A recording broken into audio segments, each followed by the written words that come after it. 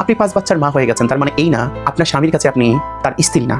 আপনি 5 বাচ্চার বাবা হয়ে গেছেন, তার মানে এই নয় আপনার স্ত্রীর কাছে আপনি স্বামী নন।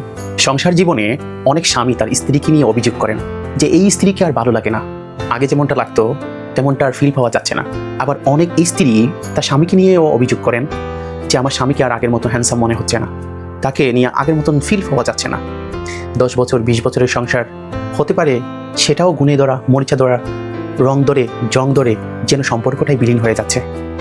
তার আসল কারণ যদি আমরা একটু পর্যবেক্ষণ করি, তার মধ্যে একটি মাত্র কারণ যদি আমি বলি, সেটা হচ্ছে নিজেকে স্মার্ট না রাখা।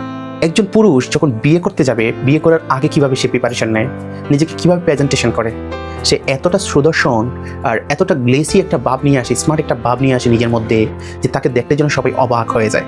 সেই পুরুষ যদি কালো হয়, কুৎসিত হয়, তবুও সে এতটা ফ্যাশনেবল, সেলুনে গিয়ে ঘন্টাখানেক সময় নিয়ে নানানভাবে নিজেকে গুছিয়ে নেয়।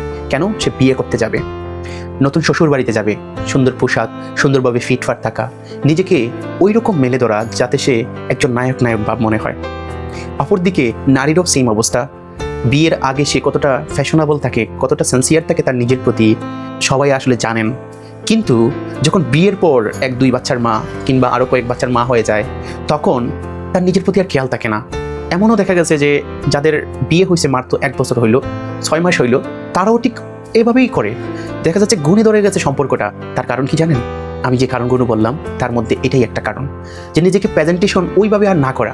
আপনি 5 বাচ্চার মা হয়ে গেছেন, তার মানে এই না আপনার স্বামীর কাছে আপনি তার স্ত্রী না। আপনি 5 বাচ্চার বাবা হয়ে গেছেন, তার মানে এই নয় আপনার স্ত্রীর কাছে আপনি স্বামী নন। আপনাদের মধ্যে যে কেমিস্ট্রি থাকার কথা, যে রোমান্টিকতা থাকার কথা, যে ফ্যাশনেবল থাকার কথা, সেটা আর হয়ে ওঠে না। হয়তো বলবেন যে সংসারের চাপ নানাবিধ সমস্যার কারণেই সেটা হয়, কিন্তু সব শেষে তো নিজের প্রতিও খেয়াল রাখা উচিত। নিজেকে যদি খেয়াল না রাখতে পারেন, সম্পর্ক কিভাবে বাঁচিয়ে রাখবেন?